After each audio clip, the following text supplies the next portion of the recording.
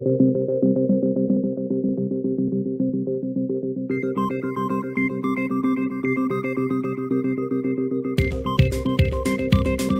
no ar o consultório eleitoral do Dr. Campanha, um podcast que explica o marketing político, ajuda você a vencer eleições e fazer bons mandatos. Com Justino Pereira, Cleiton Bozon e José Carlos Menezes.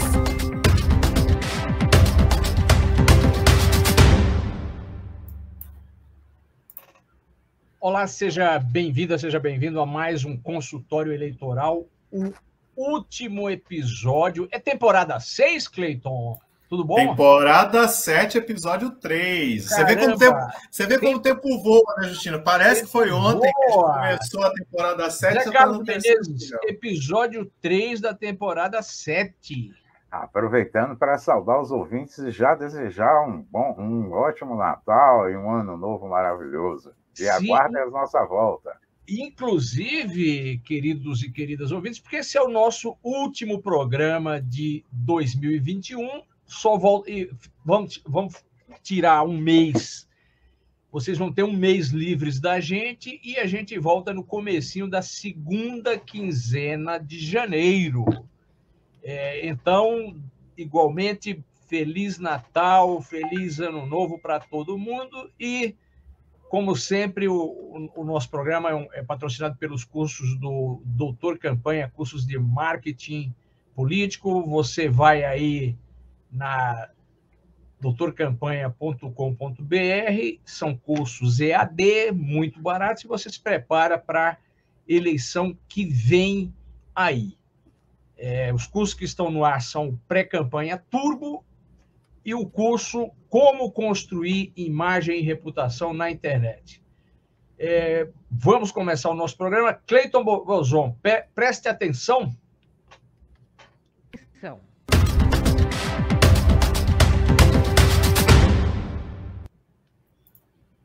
Justino, preste atenção, Justino Menezes e ouvintes da nossa Rádio Brasil Atual.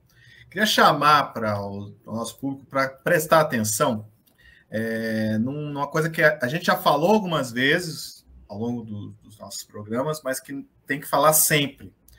Teve a invasão de hacker, ou a tentativa de invasão de hacker do Ministério da Saúde, está uma bagunçou um monte de informação do Ministério da Saúde. A gente está falando do Ministério da Saúde. Cleiton, nesta semana, o aplicativo do Ministério da Saúde, que é o Conecta SUS, que é fundamental para quem vai viajar para países que exigem o certificado digital da vacina, ainda está fora do ar. Ainda está fora do ar, e mesmo aquelas partes que voltou ao ar, a informação ainda não está organizada, ou seja, a informação ainda está bagunçada, né? Então, a gente está falando do Ministério da Saúde, a gente está falando do governo federal, a gente está falando de uma instituição que tem um monte de profissionais. Você acha, como dizem os gringos conspiracionistas, que isso foi inside job? Foi algum bolsonarista que é contra a vacina que derrubou o site? Eu não duvidaria, porque foi próximo dessa coisa do passaporte da vacina. Eu não vou afirmar nada, porque não sei, mas eu não duvidaria, não me espantaria se a gente descobrisse lá na frente que era isso. Eu sou um candidato a deputado estadual, deputado federal de primeira viagem. Eu sei que eu não vou ter muita chance de me eleger. Eu só uso planilha Excel e Word. Ainda assim, eu tenho que tomar cuidado com segurança? Tem que tomar cuidado com segurança. Vamos dizer o seguinte: Menezes é candidato. Menezes só usa planilha Excel. E aquela planilha Excel do Menezes tem as 200 pessoas, 200 lideranças lá. E os cadastros de pessoas de apoiadores. Bom, se algum adversário pegar essa informação, ele pode conversar com essas 200 lideranças e fazer uma conversa melhor do que você, né? Com melhores condições do que você. E nem aqueles 200 que você achava que tinha, você terá mais. Então, não é uma coisa só para grandes e aproveitar e esculachar o adversário, né? É claro, né? Bom, então e pronto. Essa questão da segurança é o online, da segurança digital, da cyberguerra. Esse é o grande aspecto, um dos grandes temas de fechamento do ano, e todo mundo tem que estar atento nisso. As pessoas já devem, os nossos ouvintes devem ter prestado atenção. quanto aumentou o roubo de identidade de WhatsApp, né? Então, volta e meia eu recebo uma mensagem de um amigo, entre aspas, porque não é o amigo, dizendo, olha, aqui é o Zé Carlos, empresta R$2.000, e muita gente tem emprestado, inclusive... Já aconteceu aqui em casa, e teve gente... Não, sim, na minha casa também, Menezes, e a gente distraído, muita gente acaba caindo nessa. Então, é preciso tomar muito cuidado com essa questão da segurança digital na sua campanha. Vamos para a dica do especialista, Justino? Vamos lá, Cleiton, bota a vinheta aí.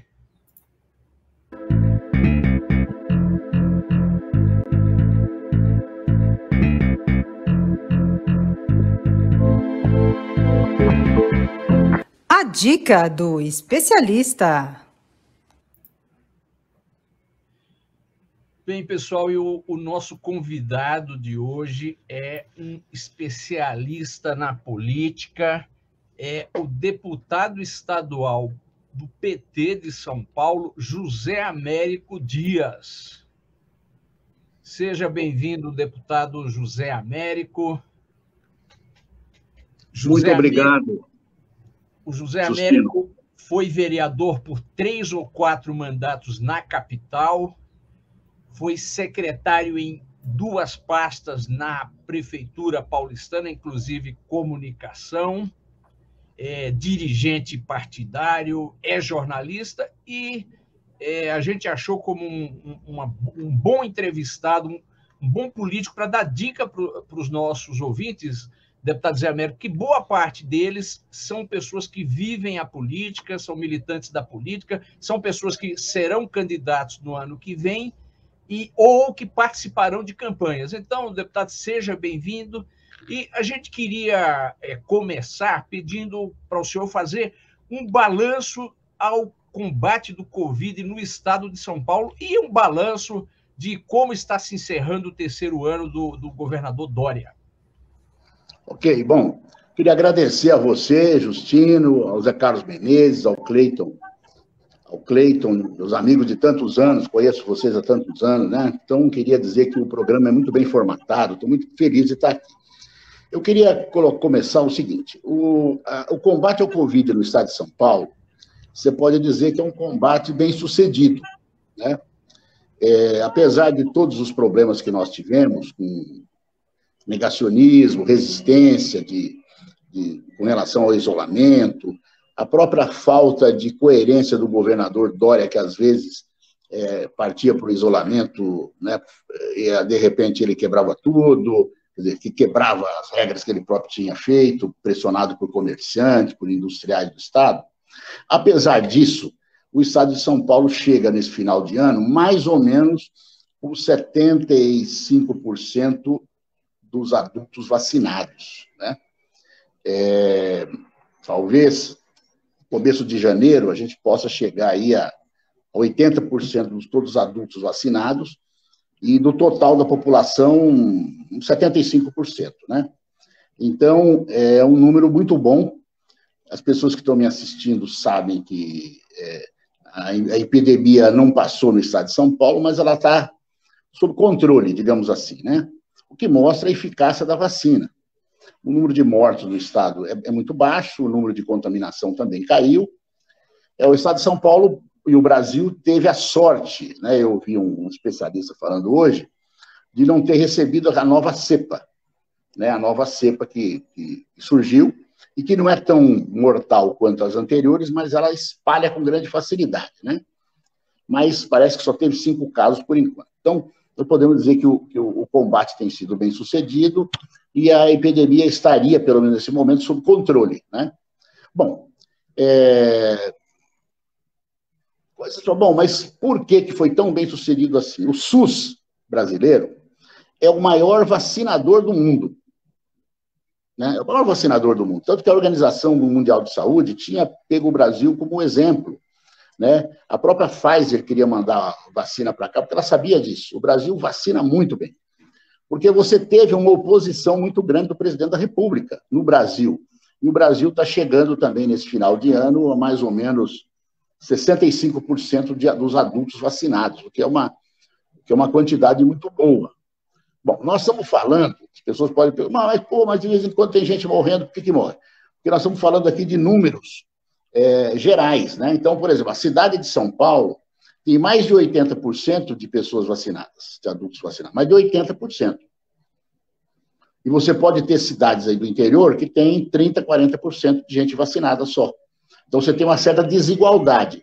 Isso no estado de São Paulo. No Brasil, essa desigualdade é muito maior, né? Então, nos interiores do Brasil, às vezes você tem muitas cidades onde o nível de vacinação é baixo ainda, né?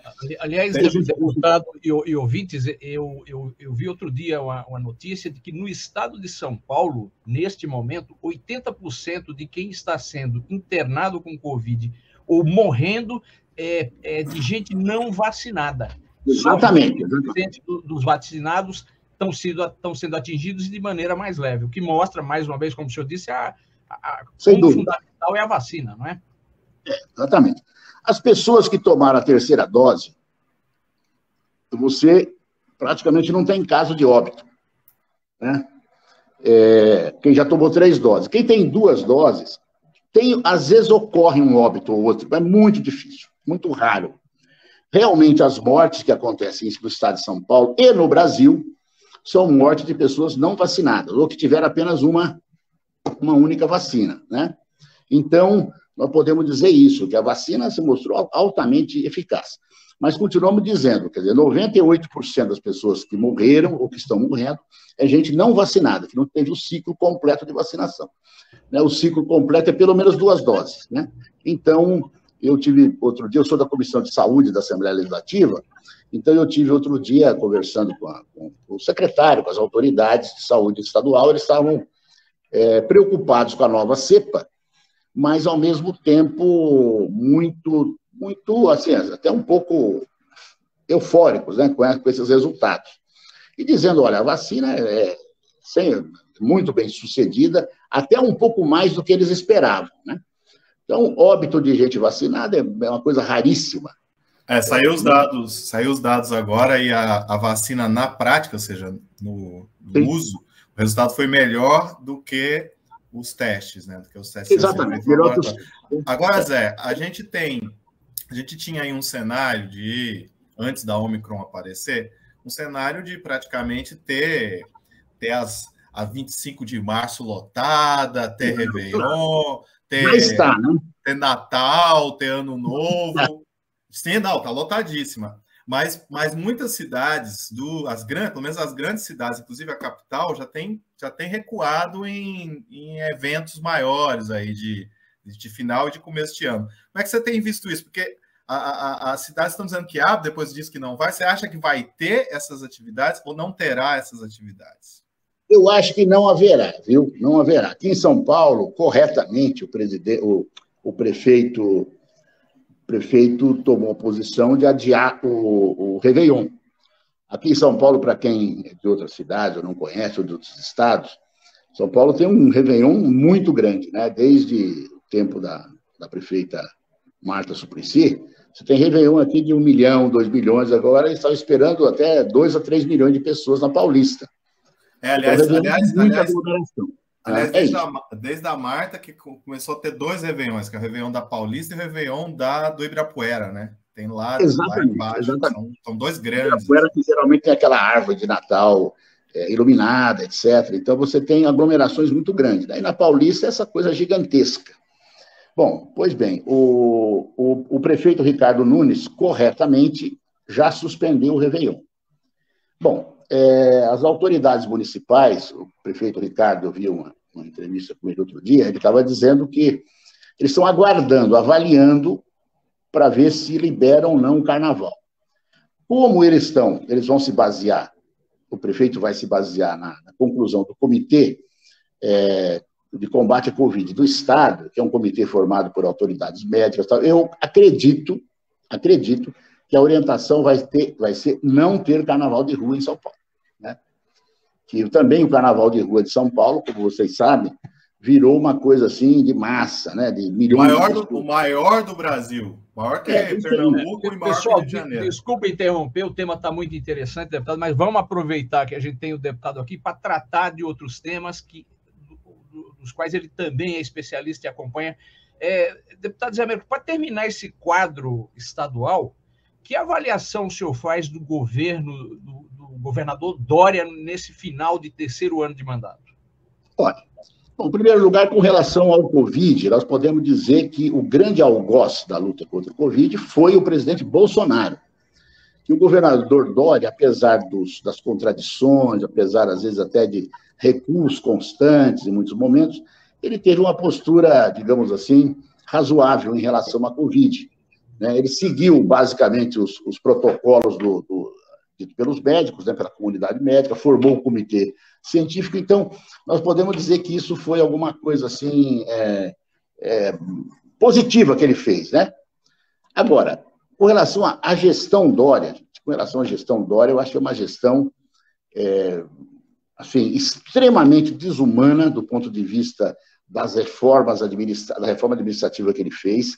Ele massacrou o funcionalismo público, ele aumentou a contribuição previdenciária do funcionário público, ele não deu aumento salarial que ele tinha prometido para policiais, da Polícia Militar, para a Polícia Civil, por funcionalismo em geral. Agora, o que ele está discutindo, depois de ter, digamos assim, prometido várias vezes e não dado, falar de aumento salarial, ele está falando num bônus. Vocês sabem que bônus é uma coisa para não incorporar no salário. Então, assim, nós podemos dizer que ele foi muito ruim para o funcionalismo público. E para o povo, nós podemos dizer também o seguinte: tirando o Covid, os hospitais do estado de São Paulo estão recuando em relação à sua capacidade de atendimento. Eles estão fechando os pronto-socorros. Então, tem vários hospitais estaduais de São Paulo que têm os seus pronto-socorros fechados. E, relativamente, veja bem, não nominalmente, relativamente, você tem um decréscimo da verba para a saúde. A verba para a saúde tinha que aumentar, mas, no entanto, ela está diminuindo relativamente.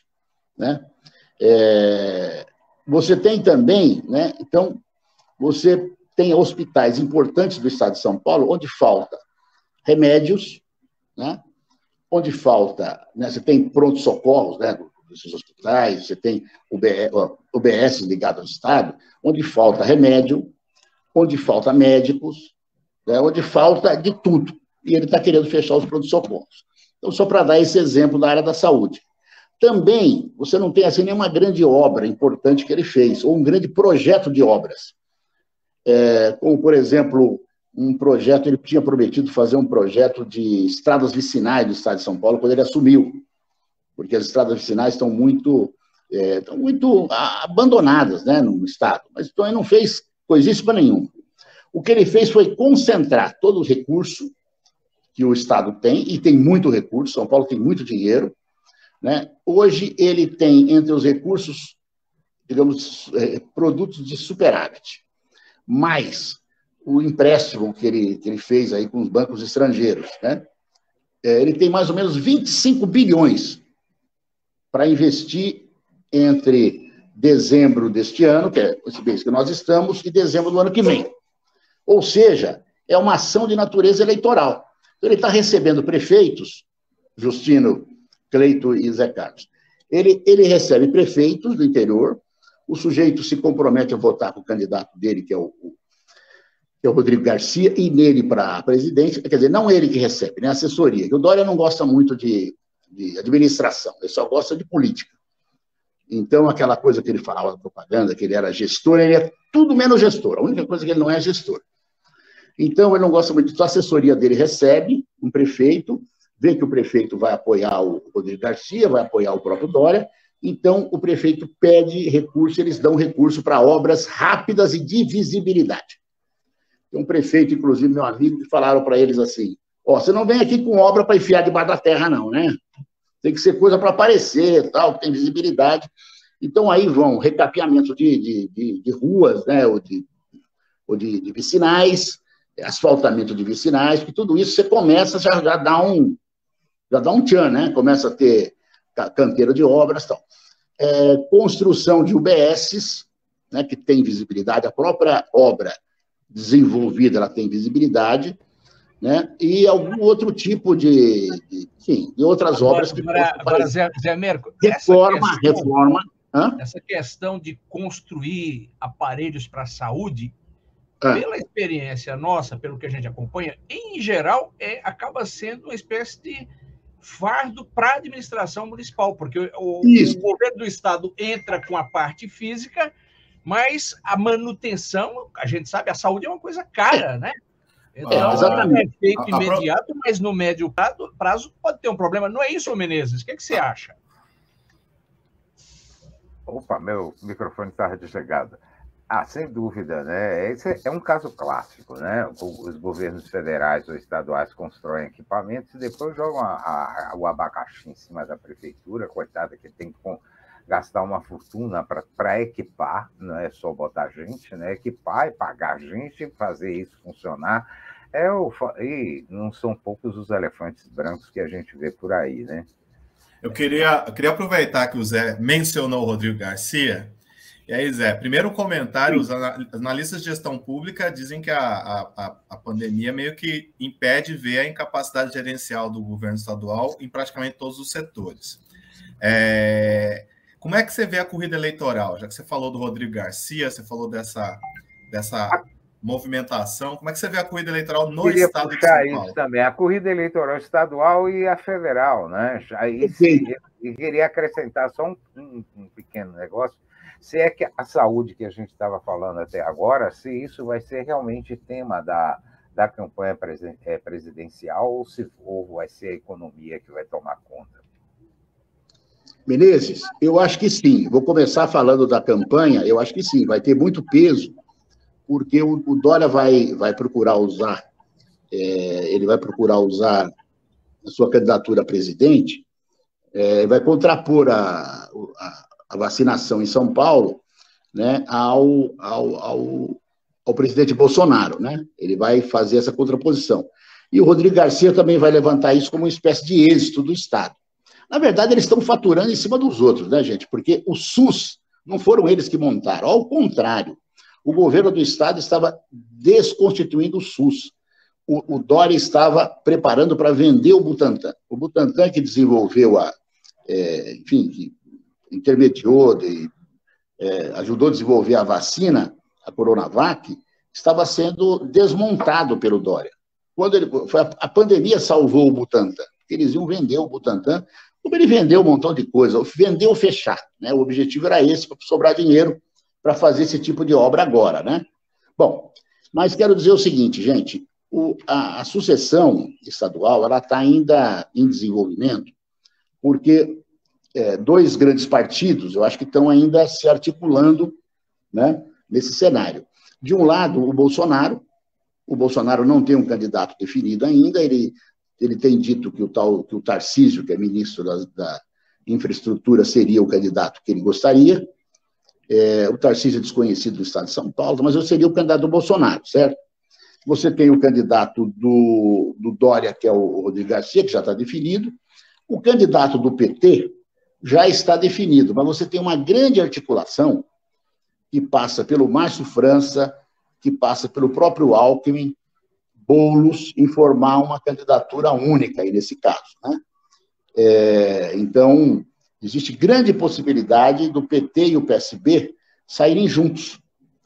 E, supondo, né, que o Alckmin seja o vice do presidente Lula, como já houve o convite para ele, né? Se ele for o vice, ele também estaria apoiando esse candidato, né, que espero que seja o Haddad. O PSB tem reivindicado que seja o Márcio França, mas, de qualquer forma, quero dizer para vocês que a ideia é sair um candidato só desse bloco. E o Boulos também quer manter a candidatura dele, mas eu tenho a impressão que a gente consegue juntar esse bloco. Num primeiro momento você junta uma parte, no outro você junta outra, e se juntando esse bloco, você vai ter um bloco muito forte no estado de São Paulo. Muito forte. Zé Mérico, quem está articulado, quais são os partidos que estão em torno do Rodrigo Garcia? Que disputará pelo PSDB, né? Você tem basicamente o DEM, né, que hoje pertence a esse novo partido que foi formado aí com o PSL, né? Tem o DEM e o PSL, né, um novo partido. Você tem as bases de vários outros partidos, como, por exemplo, eu falei para vocês, que você tem as bases de outros partidos que talvez deixem os partidos atuais para ir apoiar o Rodrigo Garcia, pelo poder de atração da máquina do Estado. E você tem, bom, dos partidos grandes são esses. Tem o PMDB também, que deve apoiar o Rodrigo Garcia, né? O PMDB no estado de São Paulo, para você saber, é um partido muito pequeno, mas eles têm o prefeito de São Paulo, que é o Ricardo Nunes, né? Eles têm o Ricardo Nunes, eles têm também alguns deputados, tem vereadores, tem prefeitos. Então você tem, assim, principalmente o PSDB, o novo partido aí, PSL/DEM, e o PMDB, né?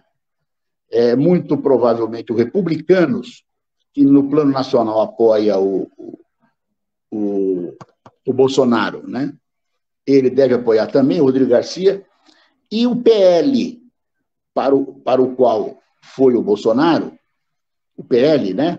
O PL está rebelde, está dizendo que apoia o Bolsonaro no plano nacional, mas que no plano regional eles apoiariam o Rodrigo Garcia.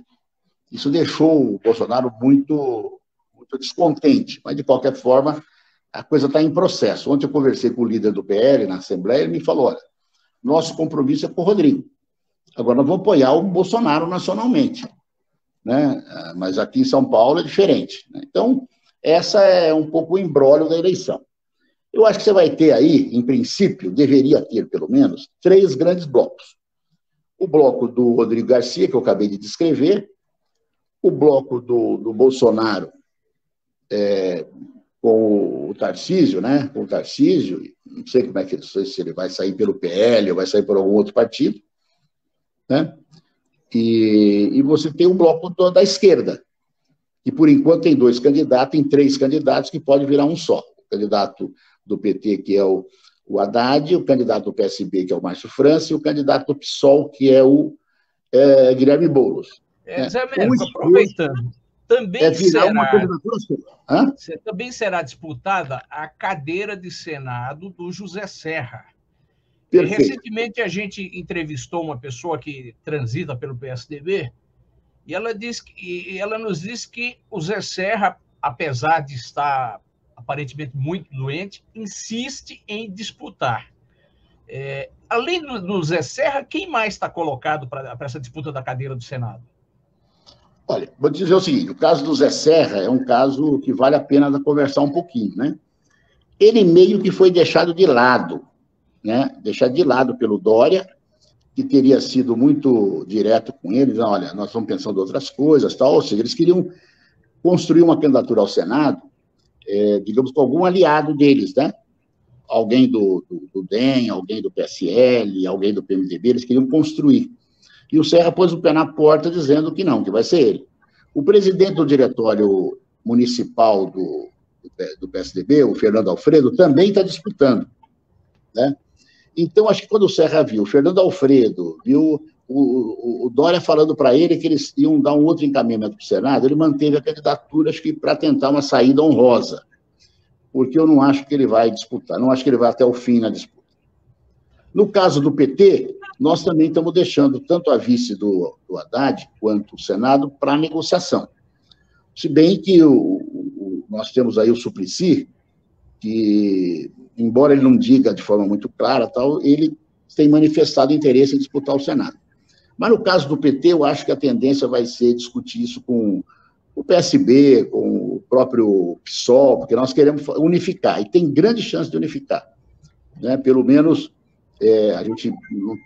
o PSB tem grande chance de unificar. E o PCdoB, deputado Zé Américo, que movimentos tem feito? Bom, o PCdoB ele tem feito, ele tem uma relação próxima com o PSB, né? Eu creio que ele nos acompanha nessa grande frente, né? Inclusive, me perdoe que eu não falei do PCdoB. O PCdoB tem uma força aqui em São Paulo, eles têm deputado, tem vereador pelo interior, e tem a tradição do PCdoB, né? Então, o PCdoB, eu acho que deve nos acompanhar, deve acompanhar esse bloco, podemos chamar de bloco de esquerda, né? Ou centro-esquerda, que está se formando para disputar a eleição para governador, né? Nós vamos encerrando agora a nossa conversa com o deputado estadual Zé Américo. Agradecemos a eles, a conversa está muito boa. Muito obrigado. Outra vez. E a gente convida já o nosso ouvinte para, na volta do programa nosso, daqui a um mês, continuar a ouvir essa conversa com o deputado Zé Américo, porque agora ele vai conversar com a gente sobre dicas e conselhos para quem vai disputar a eleição pela primeira vez, ele que disputou tantas, mas essas dicas só irão ao ar no ano novo, tá, pessoal? Então, a gente se despede do deputado Zé Américo e você já se prepara para acompanhá-lo na volta do programa, em meados de janeiro. Zé, muito obrigado. Eu que agradeço vocês. Vamos para o caos da semana, Menezes? Vamos a ele.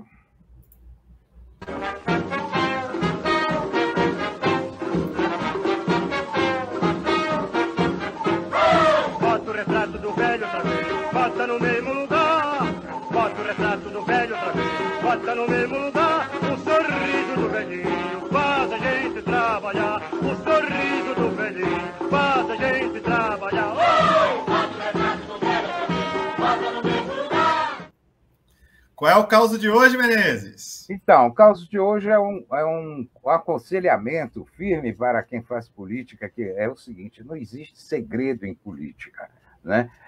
Não adianta você pedir segredo para não sei quem contar uma coisa importante sobre a política, porque vai rolar para Deus e o mundo. Então, o caso era o seguinte: o brigadeiro Sérgio Sobral, que foi prefeito de São José dos Campos, ele contou um amigo sob sigilo absoluto, pediu que o cara não falasse para ninguém absolutamente nada e tal, e disse que estava sendo cogitado pelo governador Maluf para sempre ter uma diretoria na VASP, que era uma companhia aérea importante na época, né?